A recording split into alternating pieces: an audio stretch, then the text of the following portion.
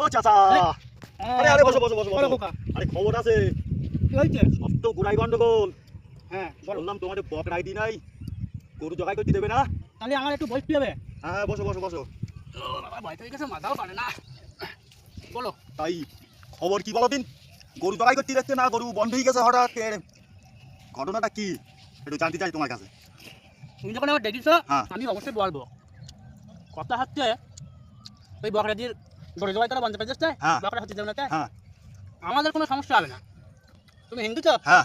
সমস্যা তোমাদের হবে না। কেন বলো দিন? কেন? হিন্দুরা লাখ লাখ টাকা খরচা করে দেনা করি, পাতে করে সুদ করে, বুঝছো? হ্যাঁ। খাটাল করিস, বড় বড় খাটাল।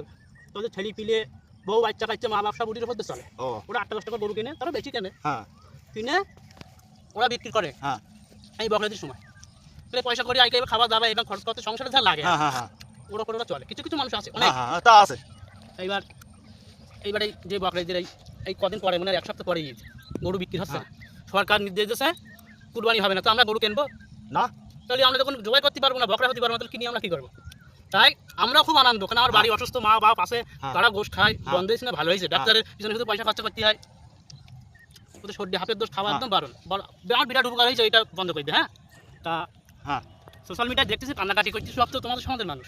বলছি এই এত টাকা খরচা করে আমরা এই গরু পুষেছি, হ্যাঁ, তো কী করবো? বিক্রি না হলে আমরা খাবো কি? আমরা তো মাঠে মারা যাবো।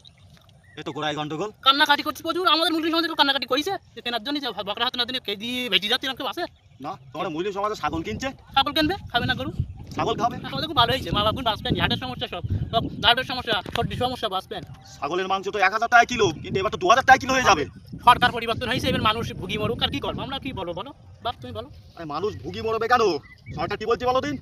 গরুর বয়স 14 বছর বয়স হলে হবে, আর যাদের লাইসেন্স আছে তারা কাটতে পারবে, কিন্তু ভিতরে কাটতে হবে।